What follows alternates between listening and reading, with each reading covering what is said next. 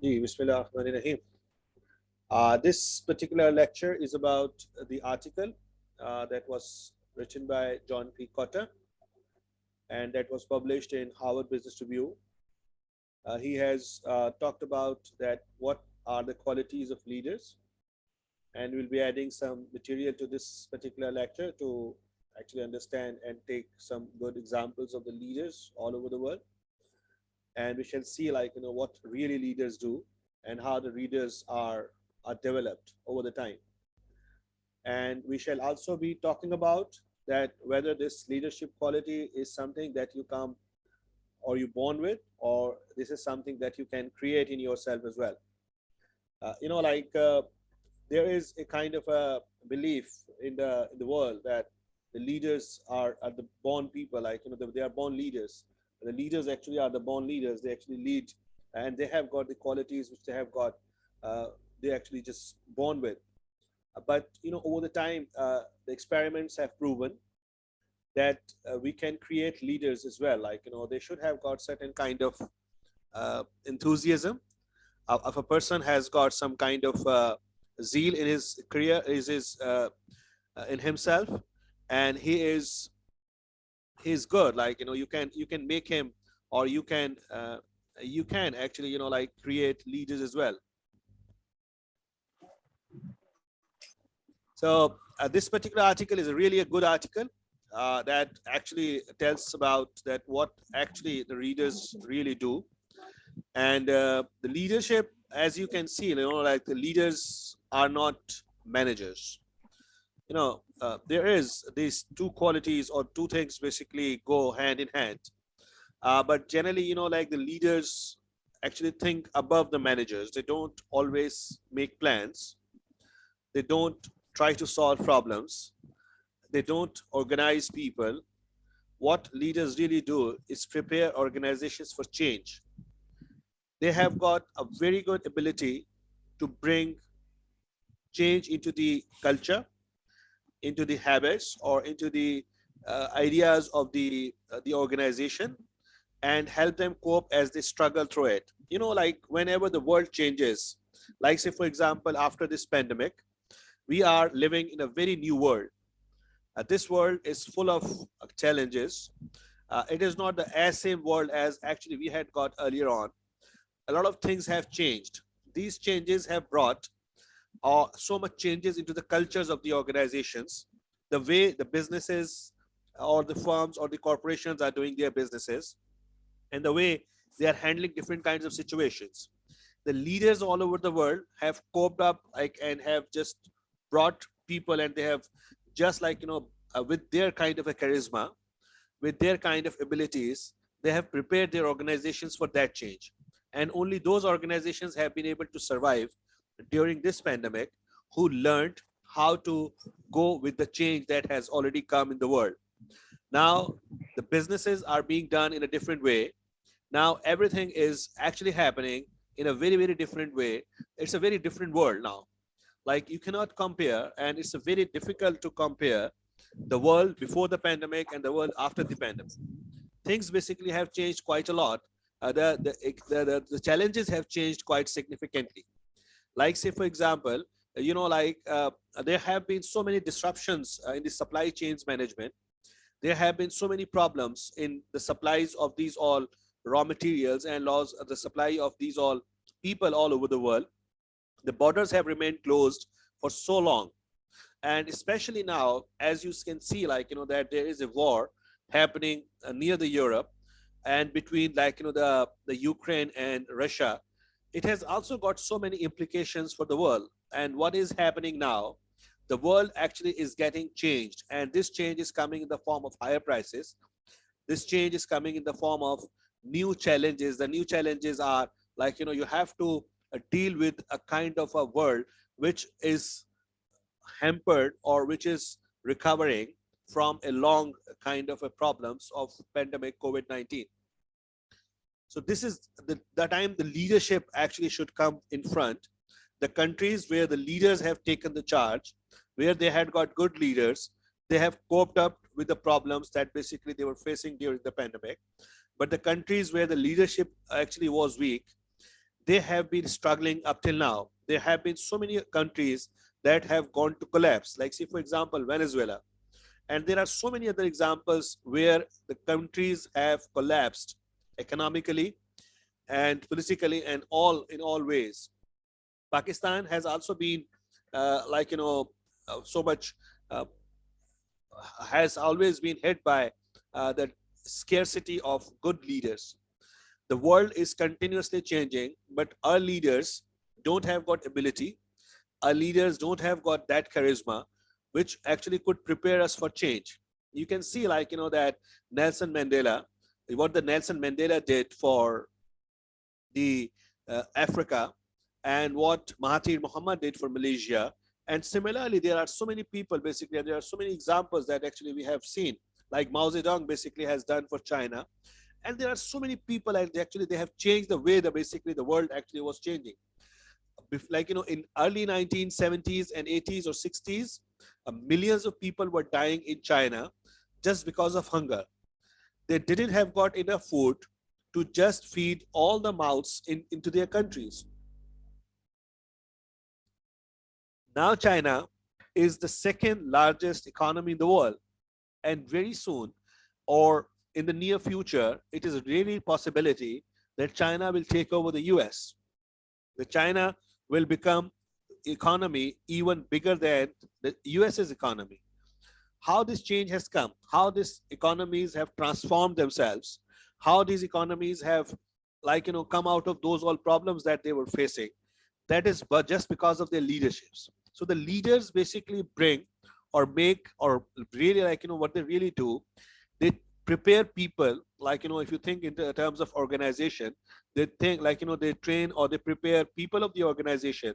And if you think on the country level, the leaders on the country level prepare people of the country to fight the change, to just deal with the problem basically which actually are coming over the time basically in the countries. Things basically have not been same.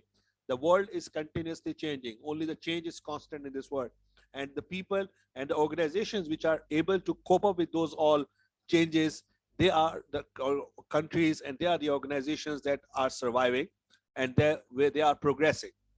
तो आप अगर एक country as a country or अगर आप as a company want to grow, want to keep your importance alive, you will have to cope up with the change. You will have to be very you will have to change yourself with the conditions. The countries which actually have made them adapted with the technology, with the new needs and with the new demands of the market, they have been able to survive in the modern world. Now we are going to talk about this article. I shared this article with you yesterday, and I think earlier on as well. And I hope you would have found some time to read that article.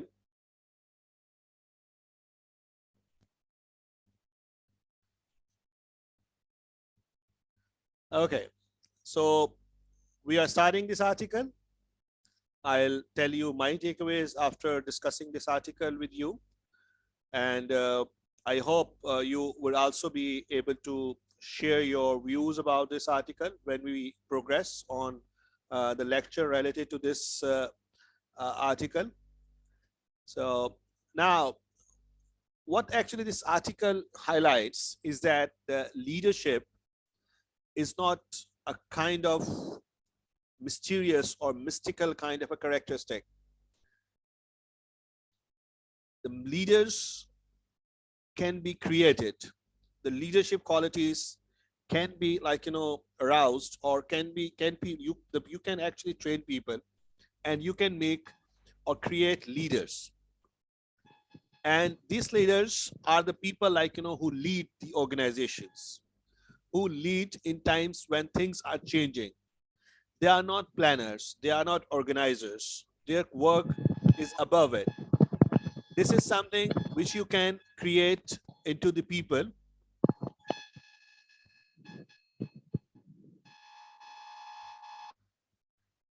This is the leadership is not a mystical and mysterious kind of a characteristic. The leadership, however, is not as same as the management. Obviously, they both are complementary. to each other. They can go hand in hand. And but like the leadership, the leaders, the managers cannot be leaders. And sometimes the leaders are not good managers. Only the people who succeed in this world are those who have got both characteristics, because they both are complementary with each other. ये दोनों एक साथ चलती हैं. लेकिन आपके अंदर दोनों क्वालिटीज होनी चाहिए, the quality of being leader and the quality of a being manager. They are two distinctive but complementary systems of actions. You have to have both characteristics in you. Like, say, for example, if you think about the leadership right now in Pakistan, like Imran Khan, now he perhaps has not been able to manage the situations. He perhaps has not been able to manage the economic crises that actually the country was facing. But he had got the charisma of being leader. He actually arose in the country where we had got the two parties leading for so long, the political arena, or they were leading the political, like, landscape of Pakistan. This Imran Khan actually came out of this system, and he actually, like, created a kind of a new wave of leadership. But what actually he couldn't do, he couldn't manage in different kind of situations, and there were some kind of problems which were actually quite different, which other leaders have not faced in their lives. Like, say, for example, COVID-19. Like, say, for example, the war with India. Like, say, for example, right now, the inflation all over the world. There are very few leaders actually, or there are few governments in Pakistan that have faced these kind of situations, because the COVID-19 actually is a situation that actually happened in centuries. And similarly, the inflation, the world actually didn't have got this problem of inflation earlier on, but now this inflation is a problem of every single country in this world right now, be it is America, Europe, UK, Africa, Latin America, or whatever country you talk about. Every country has a problem of inflation. So actually Imran Khan's government, Imran Khan has given the leadership. Imran Khan has brought youth out of their houses to vote for him, and he somehow was able to get elected, and he was somehow became prime minister, and he actually had got a quite charisma of being leader.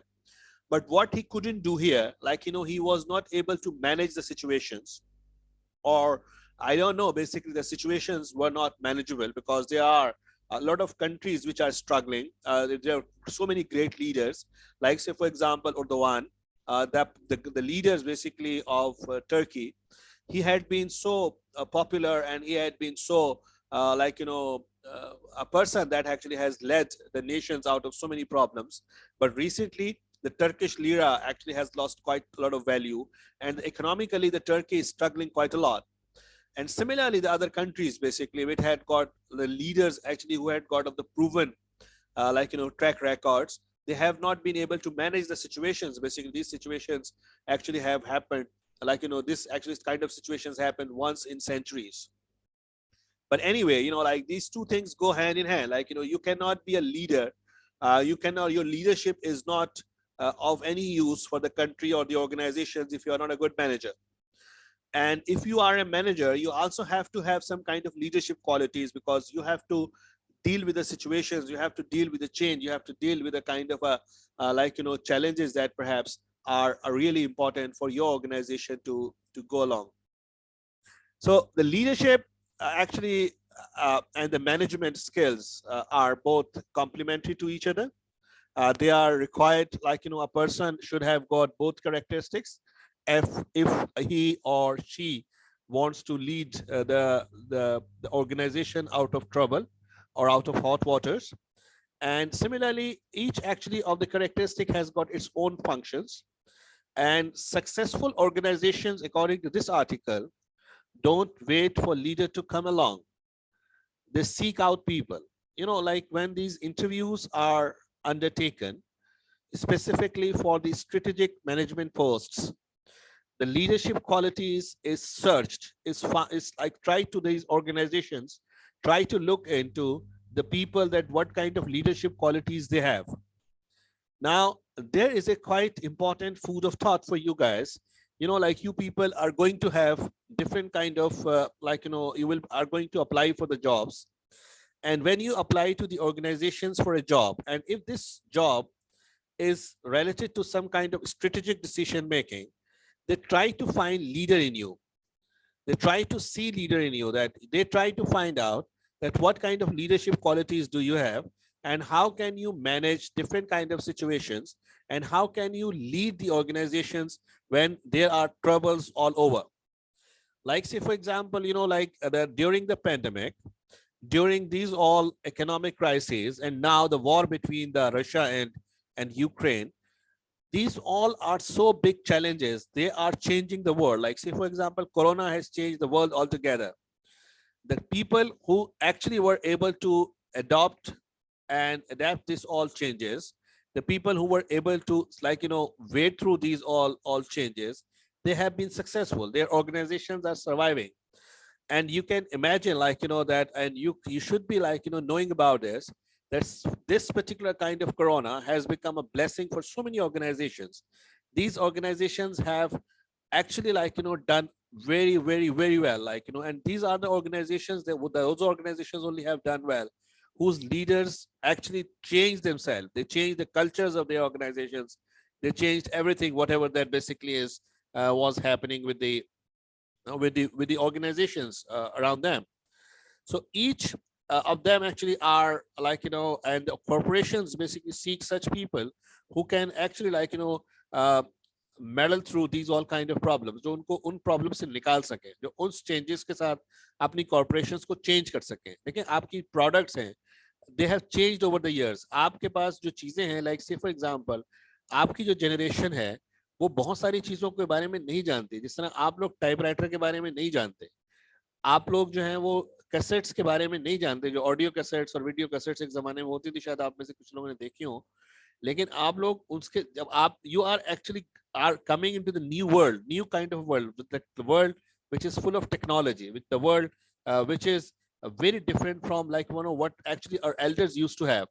So now the world is changing, everything is changing, and the countries that have, like say for example, Pakistan's agriculture sector. Pakistan's agriculture sector was the mainstay of Pakistan. Like you can imagine that in the beginning, at the time of independence, almost 50% or even more than 50% of the share into the GDP was of agriculture. Over the years, this share has fallen and this share has shrunk. And now basically your contribution into the GDP, the agriculture's contribution to the GDP is just 19 or 18%. Why has this happened? Why the kind of a contribution why the agriculture has not been able to continue with its contributions? Why Pakistan, being an agricultural country, has to import a lot of wheat, a lot of cotton, a lot of rice, and everything we have to import, even the pulses. Why? Because we have not been able to change ourselves with the change in the world, how the world has changed. We have not been able to adapt that change. We have not been able to go with the change.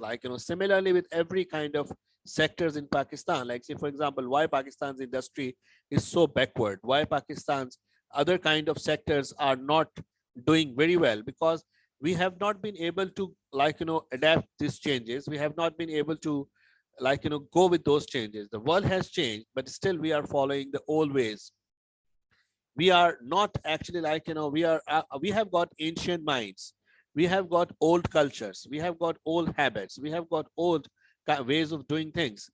You cannot survive in this world if you are just so old fashioned. You are not able to adapt changes, you are not able to go with the changes. So it is very important that we need leadership, and these leaders are the people who can just take you through these all kind of changes. The countries that have adapted, that have basically changed their ways of agriculture, they have the countries, they have changed their ways of they have just industrialized on the modern patterns. They have been able to survive, and they have been able to get the dividends of these all changes. But Pakistan and the countries like Pakistan have been struggling in the terms of the dividends that they could get from these all changes that have been taking place. Now, what this author thinks, and generally he thinks very correctly, that if you have better selection, if you nurture and you encourage people, they can become leaders. So the leadership qualities can be created into the people with careful selection.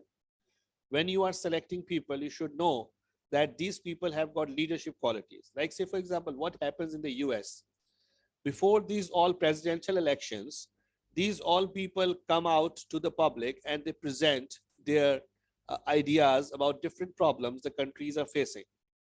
Now the people judge these all people according to the solutions, according to the way they actually are going to deal with the problems. And they basically, they try to judge people on the basis of their ability to cope up with change. And the American people only vote to that person who has got the ability to lead the nation in the times of change, in the times of developments, the times of, like, say for example, the world has been changing every day. New technologies are coming, new ways of productions are actually being used. So they basically see how this particular leader is going to deal with the change that is coming into the world. So most of the organizations, and that is very correct, and and this is also very true for the countries like Pakistan, that we are overmanaged and underled. Sometimes you basically, you are just managing, trying to manage the things without giving the leadership, or without leading them. You cannot grow your organizations, you cannot grow your countries, you cannot grow your organizations and institutions if you are managing as well as leading. You are actually taking them through the change, you are introducing change, and you are actually making use to of the change, and you are actually getting benefit or the dividends of the change that are coming. Companies actually should always remember, according to this article, that strong leadership with weak management is even worse. What has been happening in Pakistan right now, if you look at the charisma of Imran Khan, if you look at the way he has led the nation in kind of elections and other kind of the problems, but what actually has been happening with his team is that they have not been able to manage a lot of situations.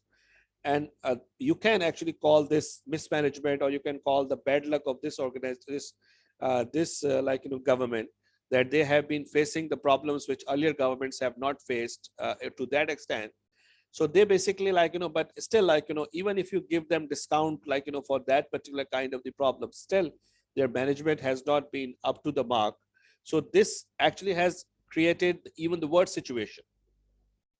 We had a strong leadership, but we didn't have got the management. So it is something, according to this article, and this is very true for the organizations as well.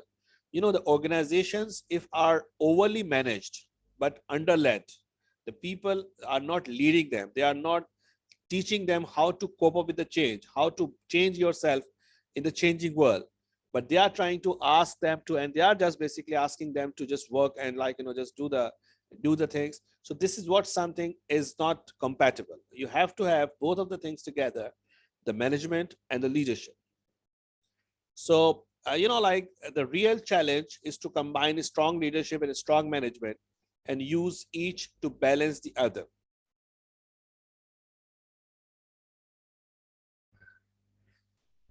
When these organizations, now basically there is a huge realization on the part of the organizations and the countries and the voters. Actually here in Pakistan, we have not learned to vote, like we have not given time to democracy.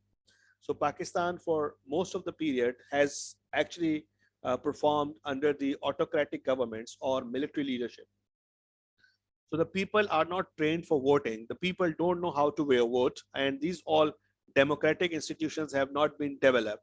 So that actually is also a problem, that people basically are not very pro-democracy.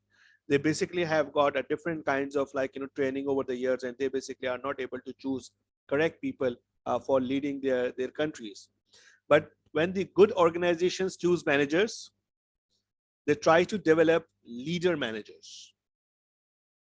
Like when we were giving vote to Imran Khan, when the people were giving vote to Imran Khan, they were just looking at his leadership qualities, but nobody knew that how good manager he can be and how well he can manage the situations.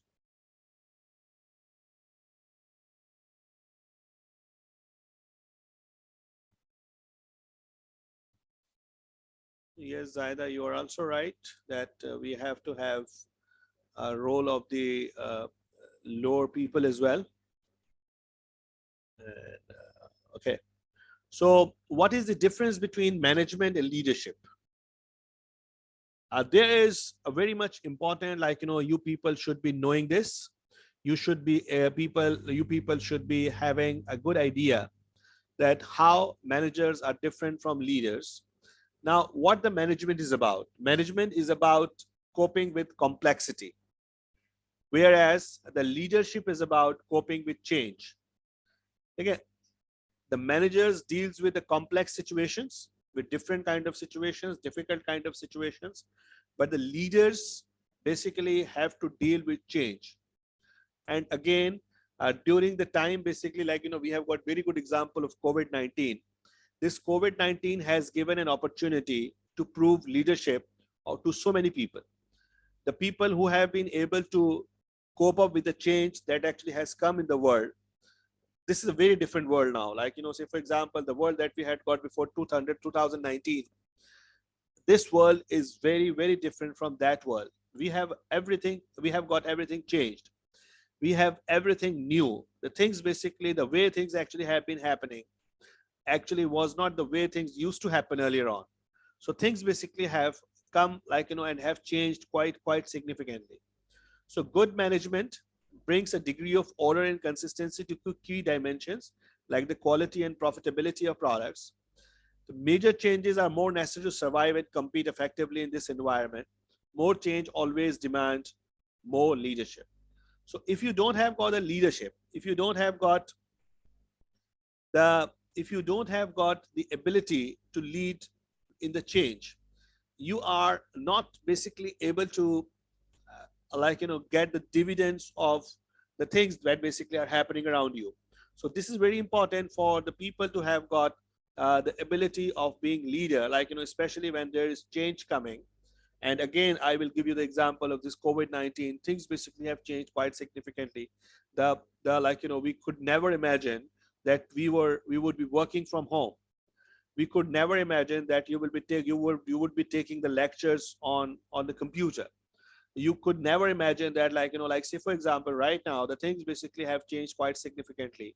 The teachers basically had to taught for so long online to the people, and this is a different kind of management. You have to manage the people in different ways, and this is not as same as the management during the class or in the physical interaction with the people.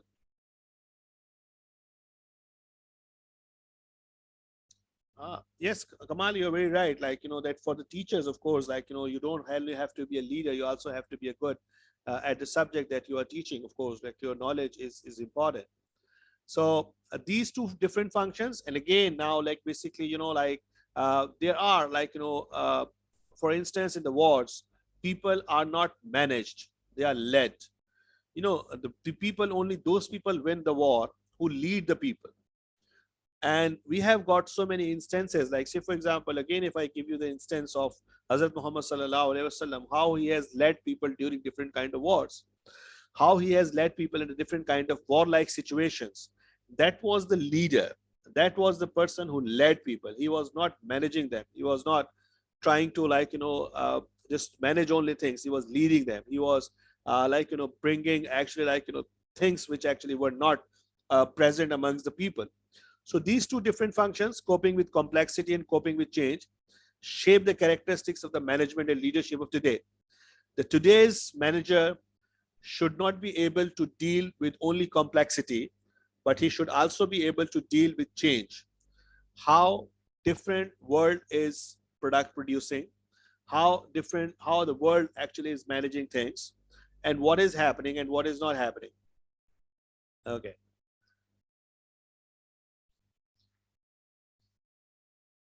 Companies actually manage complexity, and that is the role of a manager who manages the complexity by planning and budgeting, setting targets or goals for the future, establishing detailed steps, like say, for example, planning those targets, and then allocating resources to accomplish those plans.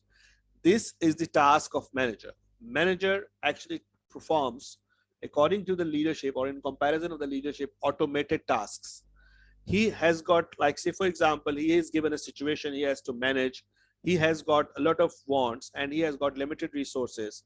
He has to manage, or he has to get those all kind of goals, or want to achieve the goals of the organization with a scarce resources. So what he does, he plans.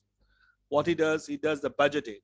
He set the targets or goals for the future and tries to achieve them, and if some problems comes, he tries to control them.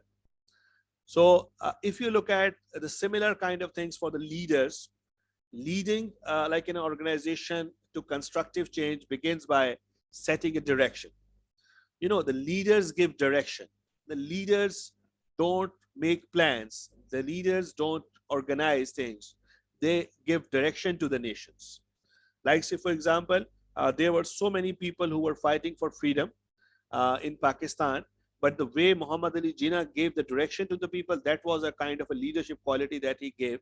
And he actually, just got the quite significance into this whole movement because of his qualities of leadership. He gave the direction to the people. He showed the way to the people, that what way you have to go. There were so many people who actually have given a lot of blood and a lot of sweat for the formation of Pakistan. But the leader was the guy basically who gave the direction. The people who shed their blood, the people who shed their sweats, they were the people who followed him.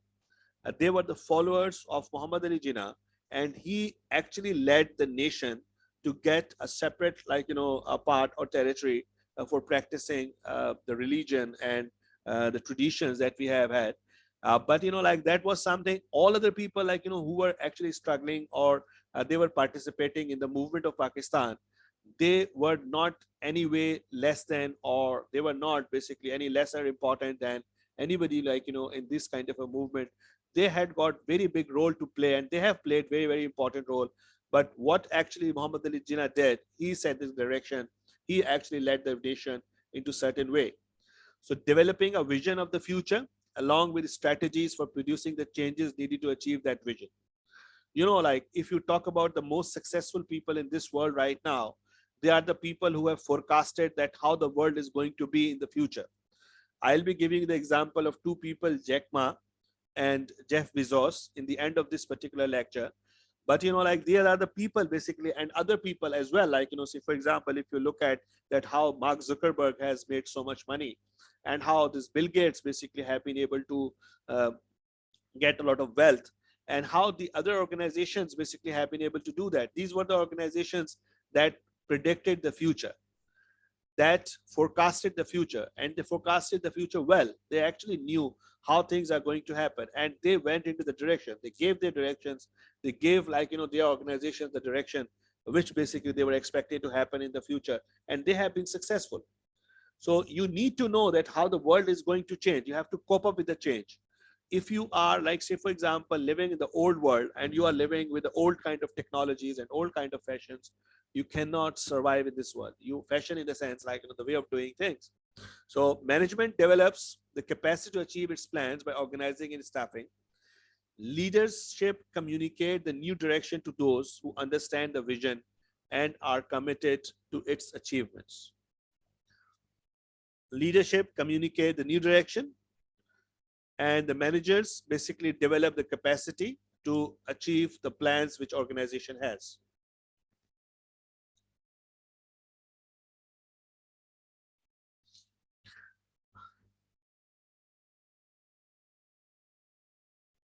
Okay, so the managers ensure that the plans are achieved, and he controls whenever things go wrong.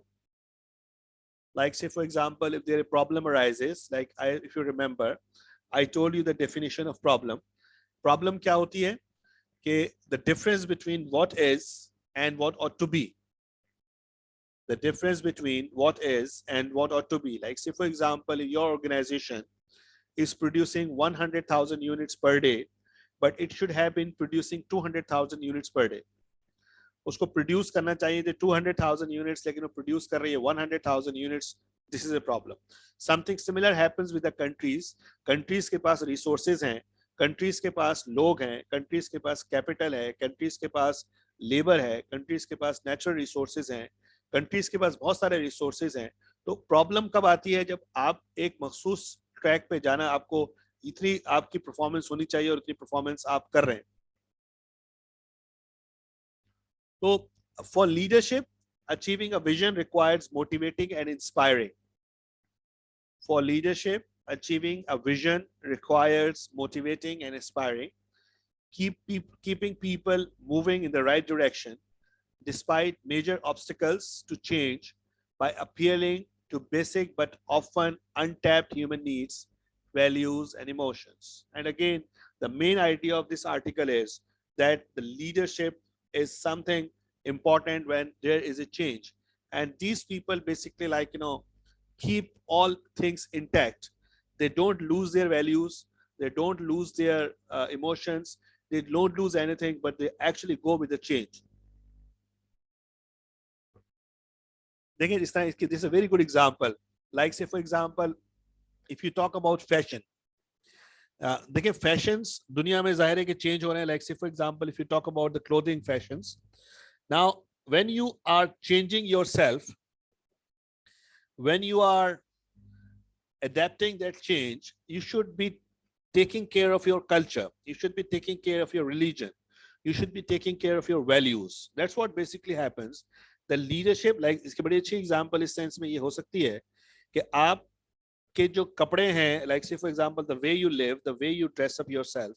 ये बहुत छोटी सी example है, लेकिन ये कि I think we should be like discussing this example in this context.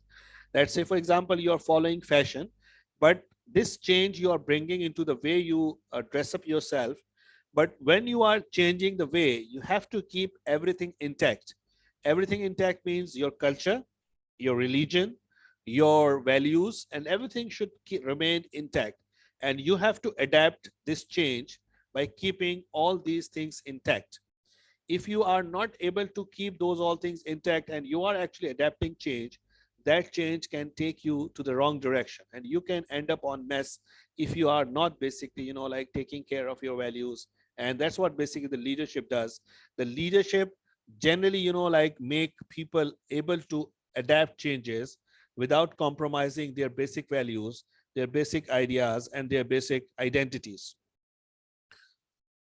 Now, setting directions, like the setting direction is the task of the leaders versus planning and budgeting. The managers do planning, managers plan, managers do the budgeting, but the leaders basically set the direction. So what is the difference between setting a direction versus planning and budgeting? Setting the direction of the change is fundamental to leadership. Setting direction is never the same as planning or even long-term planning. Like the change is something which is not related to the planning. Plannings are different things than bringing the change into your organization, bringing the change into your country. So planning is a management process, deductive in nature and designed to produce orderly results, not change. When you do the planning, you want to achieve something. You don't want to change things. You want to achieve something. Setting a direction is more inductive. Leaders create vision. Leaders give vision to the nations. Leaders give strategies to the nation. And like, say, for example, again, if you take the example of Muhammad Ali Jinnah, if you take the example of Nelson Mandela, you take the example of other big people like, who have got the proven leadership qualities. They have given the vision of the people to the people. They have changed the way they used to think. They have brought change, and they have basically adapted that change, and they have just made easy for the people to go with the change. What is crucial about a vision is not its originality, but how well it serves the interests of important constituencies. When you are having a vision. That vision should go along with customers, stockholders, employees, and how easily it can be translated into realistic competitive strategy. Whatever the leaders think, the leaders should also have a kind of realization that what he can achieve and what he cannot achieve. Now, you can have got vision, and this vision can be a good vision, and that vision can be a bad vision. What does the bad vision do with you? The bad vision tend to ignore the legitimate needs, and they basically ignore the kind of people. Like, say, for example, if a country's leadership brings some change without having a realization of its values, of its culture, of its religion, of its economic conditions, it can actually, like, create a mess rather than some kind of achievement. Because you can have a good vision and you can have a bad vision. The visions basically are relatively, they are relative things. What kind of visions are important for you, and how can you grow, and how can you basically develop over the time? One particular vision that is good for one country cannot be good for the other country as well. Now, a pipe dream, or like, a bad dream, or say, for example, unrealistic dream, or not a vision, is when suddenly company starts dreaming to be number one when it is down in the list. Like, say, for example, when you dream, you should dream realistically. Your dreams should not be, like such, which basically are not realistic. Again, by not realistic, by not being unrealistic, by not being realistic,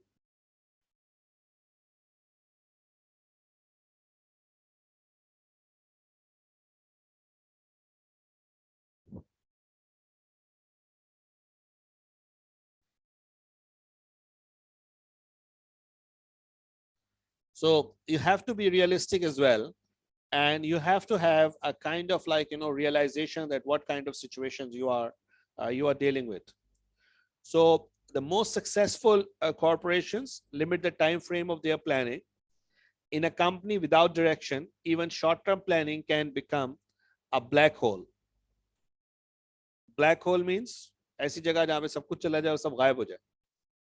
Or when you don't have a direction, and without direction, if you're planning something, you cannot achieve anything.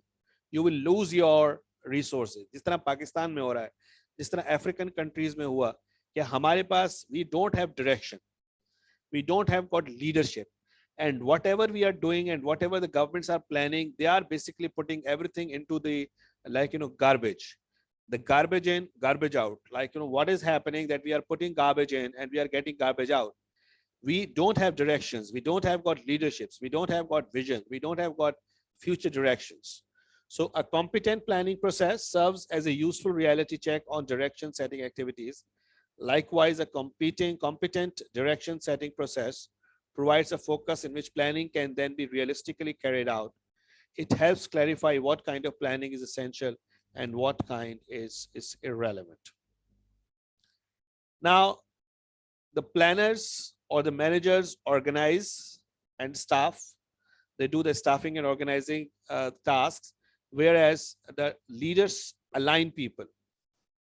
And what does that mean? What is the difference between aligning people and organizing people and staffing people, recruiting people? Now, if you look at the modern world is not a world where you can survive alone. You cannot survive alone. Like, there is so much interdependence between you and other kind of organizations. Like, say for example, आपको पता है कि पाकिस्तान में इस वक्त Amazon काम कर रहा है.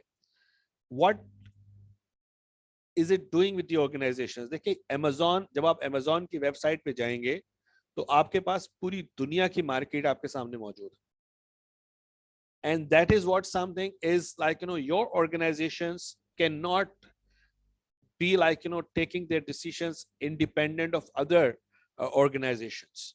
आप एक सिंपल Amazon की एग्जांपल ले लें. आप अभी बैठ के लॉग इन होते हैं Amazon की वेबसाइट पर and you want to order something. आपके पास जो मार्केट है वो कितनी बड़ी मार्केट है? When you are basically like, ordering on Amazon, the whole world is your market.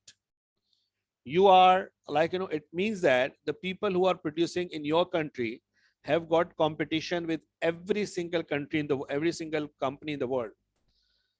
you are comparing the product of company A in Pakistan and company B in Africa, in America, in UK, in Europe, or anywhere in the world, and anywhere else in the world. So the modern organizations have got so much interdependence. No one has got complete autonomy. You cannot have independence in form of everything. Like you cannot produce everything for yourself, and you don't want to produce everything for yourself because of comparative advantage thing, where most employees are tied to many others by their work, technology, management systems, and hierarchies. These linkages present a special challenge when organizations attempt to change. Unless many individuals line up and move together in the same direction, people will tend to fall over one another. And this is the perhaps the answer which actually of the question Hassan was posing, like asking in the beginning, that if a leader is good, he should be able to bring everything in order. He should be able to achieve the targets of the organizations. But like what actually happens is the leader is not independent, or he cannot perform independently of the other people. A company's managing director, a company's CEO is nothing without the help of his employees. A company CEO, a company's top management is nothing without the help of the people or the downside managers. Like say for example, line managers, like say for example, the technical managers. So they are not nothing. Like say for example, if the people are not going in the right direction, they will start falling on each other. They will not actually it will not be a group. It will be a kind of herd. ये एक hall होगा, एक group नहीं होगा जो कि एक मखसूस डायरेक्शन में एक मखसूस तरीके से चल रहा है. So to executives who are over educated in management and undereducated leadership, the idea of getting people moving in the same direction appears to be an organizational problem. So they are not able to take, or they cannot able to lead people, if they are good at management but not they are not good at the leadership. Now, another is the motivations versus controlling and problem solving. Like the managers are controller, and they try to solve the problems, whereas the leaders motivate people. Motivating in the sense they basically make them people to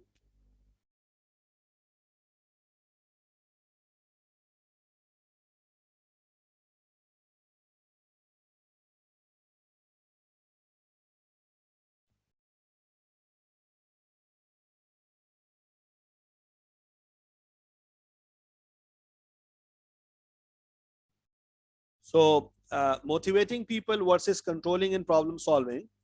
Since change is the function of leadership, being able to generate highly energized behavior is important for the coping with inevitable barriers to change. आपका क्या ख्याल है कि आपके मुल्क में corruption खत्म हो सकती है अगर सबके सब लोग जब तक करप्शन खत्म ना करें? आपके मुल्क में एफिशिएंसीज आ सकती हैं जबकि सबके सब लोग एफिशिएंटली काम ना करें? आपके मुल्क में चीजें हो सकती हैं अगर आप जो है वो आपका प्रॉपरली जो है वो सबके सब लोग उसमें पार्टिसिपेट ना करें? ऐसा पॉसिबल नहीं है. देखिए, everybody is involved into corruption. Say for example here, like look at ourselves, we are doing this kind of every kind of a corruption everywhere, and only those people are not doing corruption, or only those people are not basically it is just a kind of it's bad exaggeration, but somehow on the lighter note we can say that the people, only those people are not actually doing corruption who don't have got the chance to do corruption. So it is not possible for us to actually bring change into the country or into the organizations unless people basically are actually going with us. So like if you look at the last point, in a well-managed factory, for example, this means that the planning process establishes sensible quality targets. The organizing process builds an organization that can achieve those targets.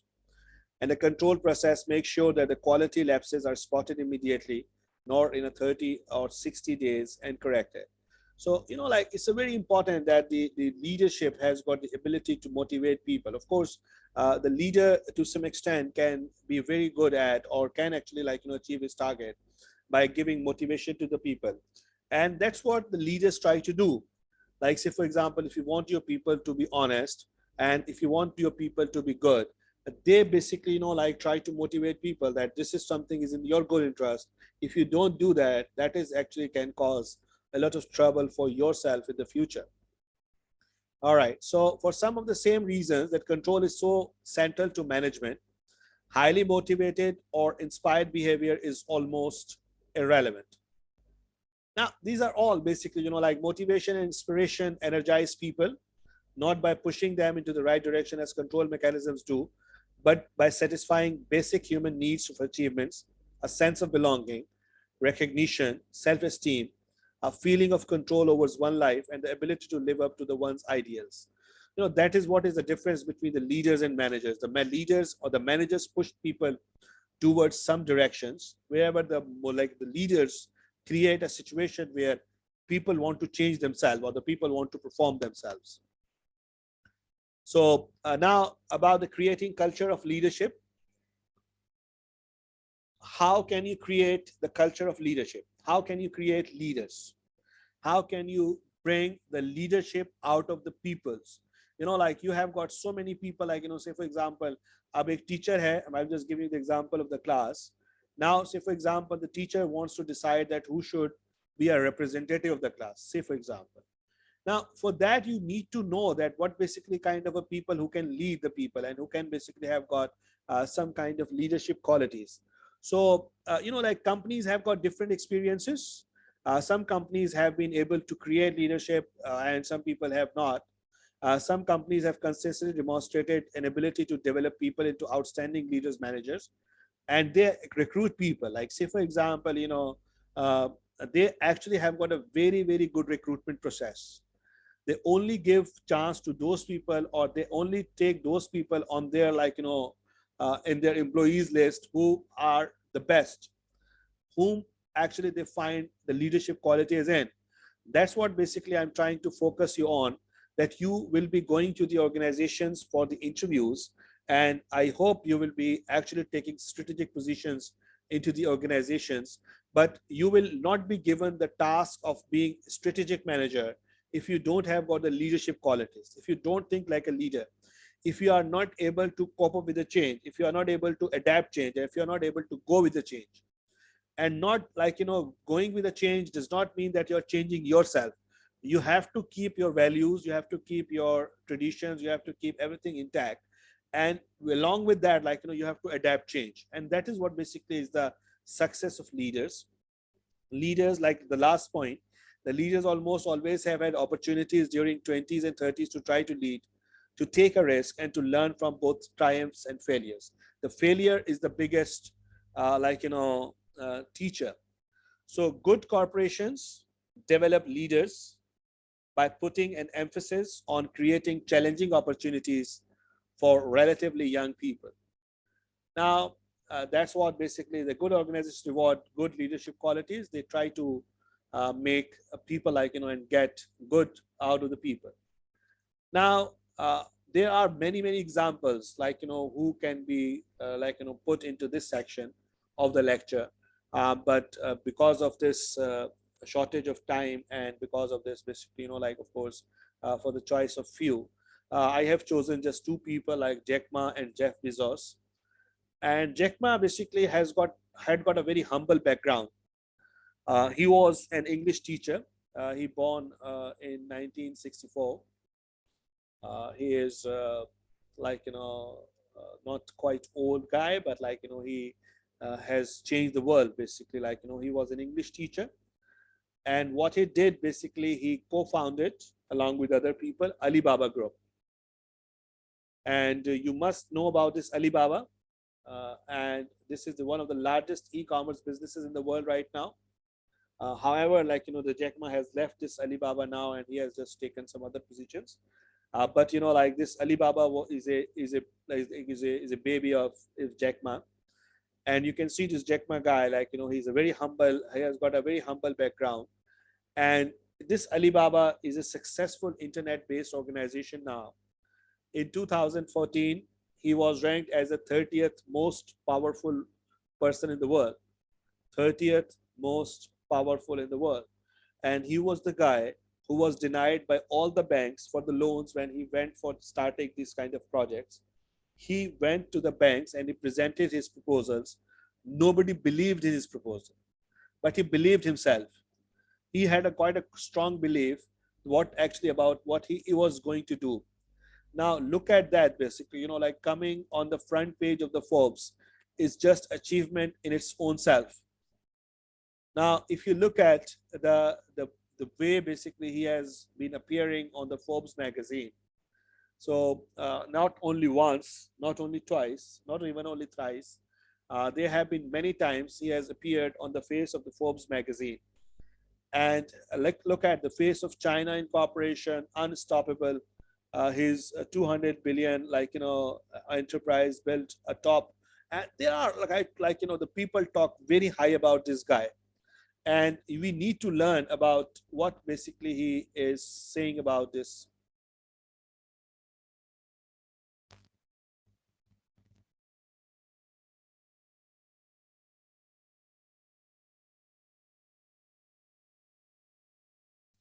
Now, basically the leadership qualities, skills, and styles of Jack Ma.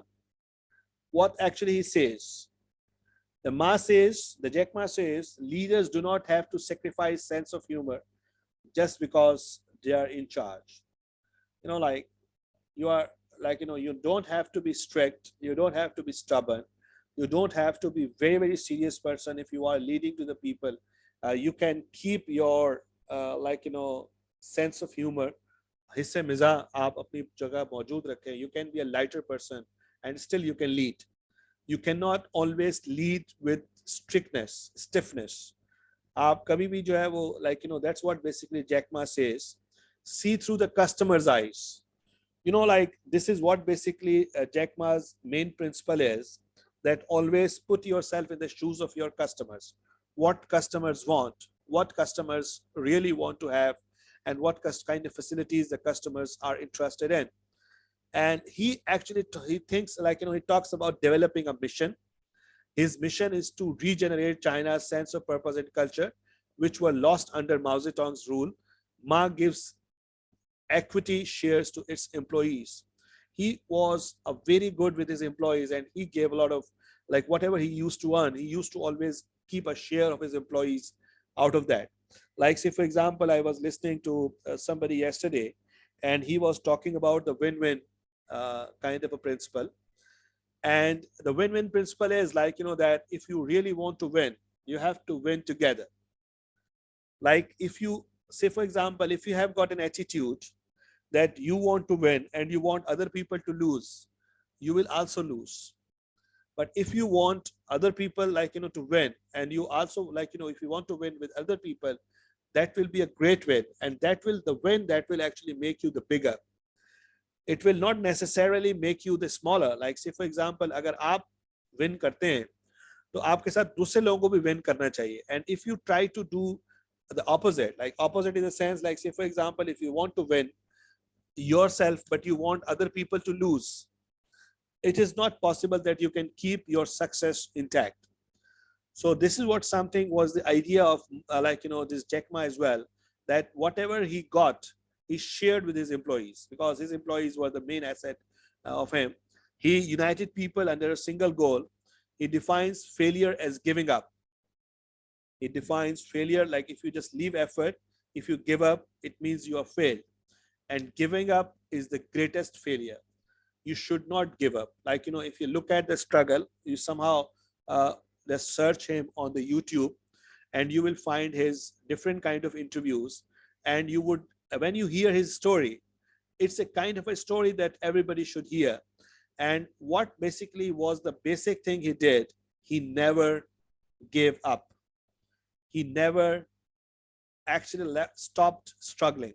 He never stopped working for the his objectives. He never stopped basically achieving his objectives. He never stopped reaching his goals. He never stopped trying, and that's what basically is the main success was, that he defines failure as giving up, and giving up is the greatest failure. Now, what does he say?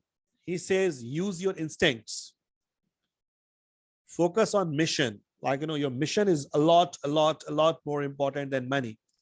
Like, say, for example, when you are studying, what is your mission? Your mission should be learning. Your mission should not be getting a job. Your mission should not be earning a lot of money while you're working. What your mission should be, the learning. Your objective should be bigger than the money. You can earn money as well. Like, the money will come automatically to you when you are good.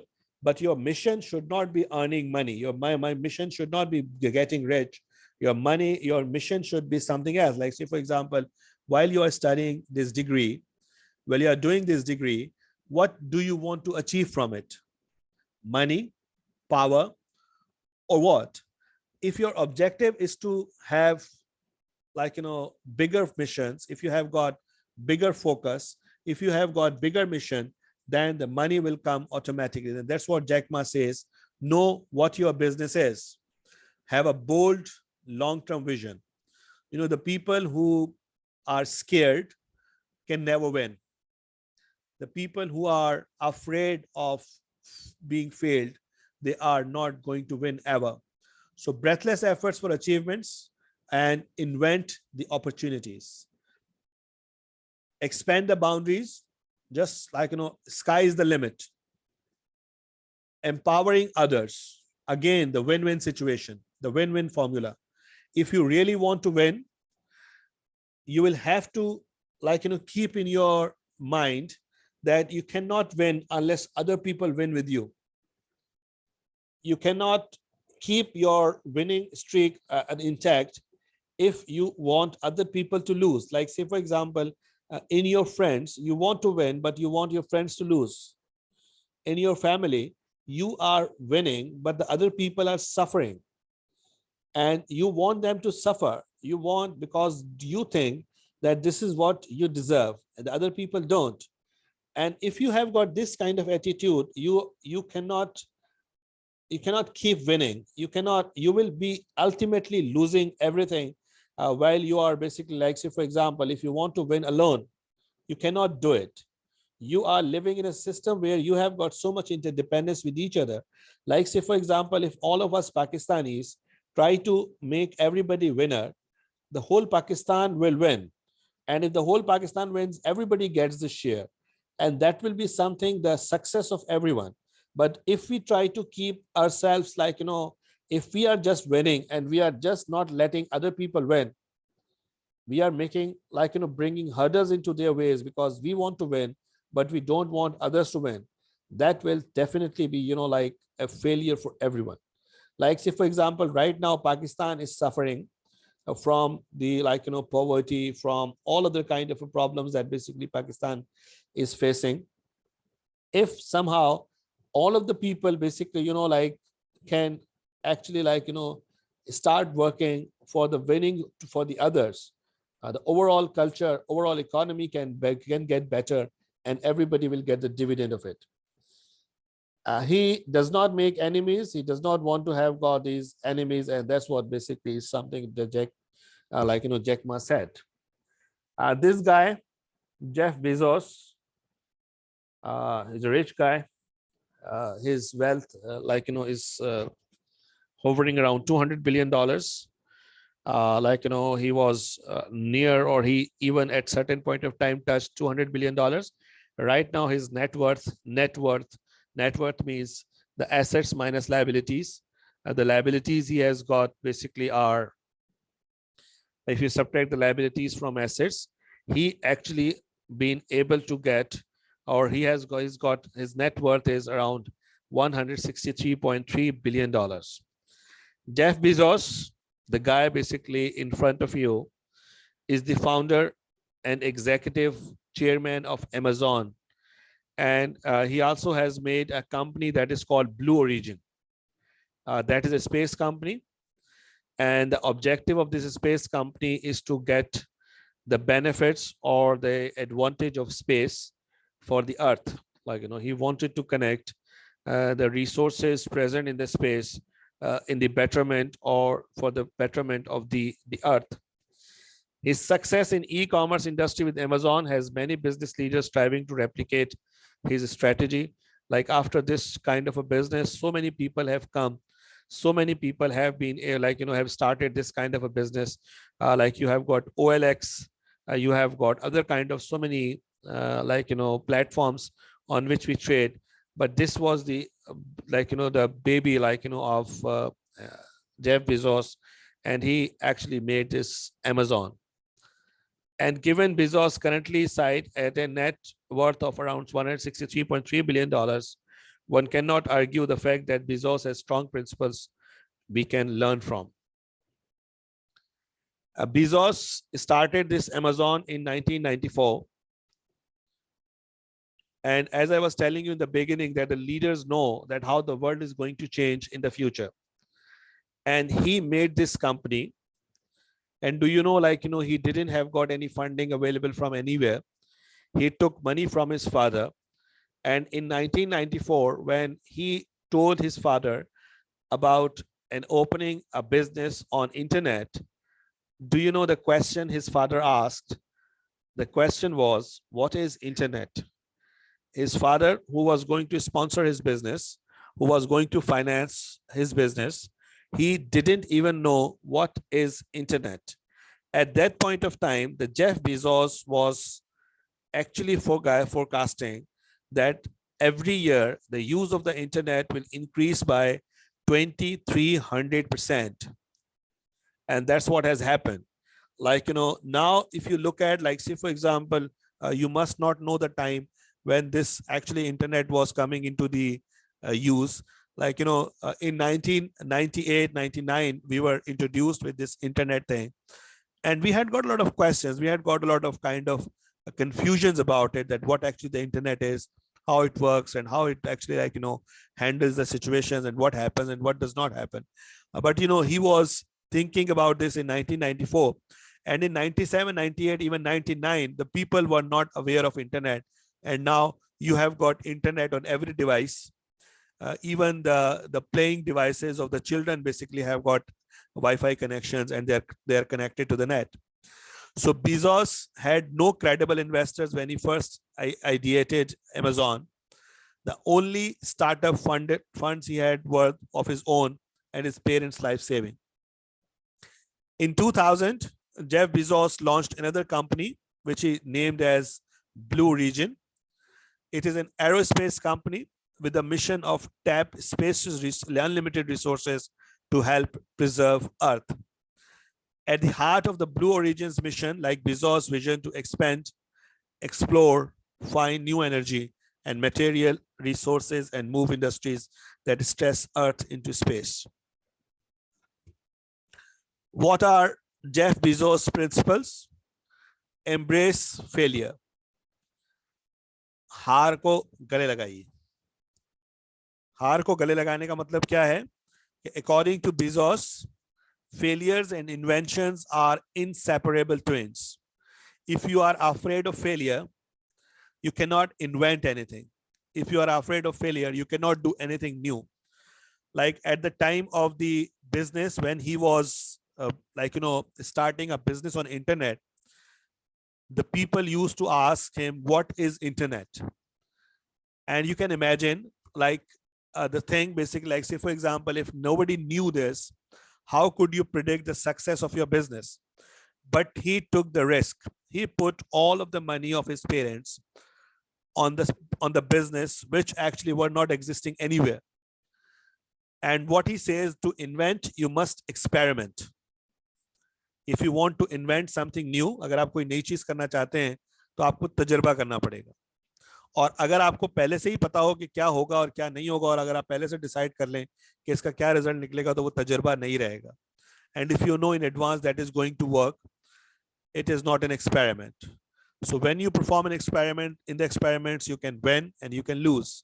So you have to be very you should be embracing the failure.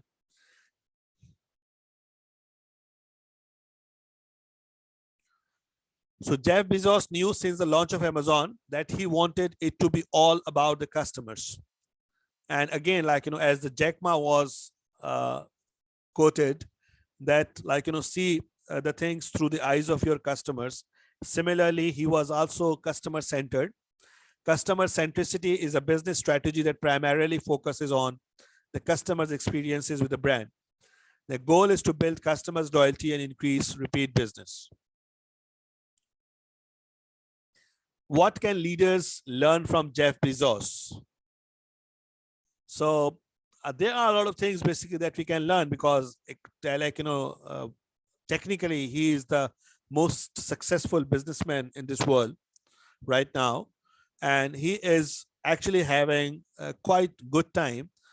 Even his Blue Regions company is doing a lot good, because he himself has landed to the space many times, and he has been experimenting with the space. Like, how now basically, if right now, if I say you that if you are exploring this space and you are trying to bring the space resources to Earth for the help of the Earth problems, that will sound stupid and foolish to you, but this is what something the visions of the leaders do. Creating long-term value over short-term corporate gains. You have to think about the big. You have to think about longer terms. You should not be thinking about the short-term gains.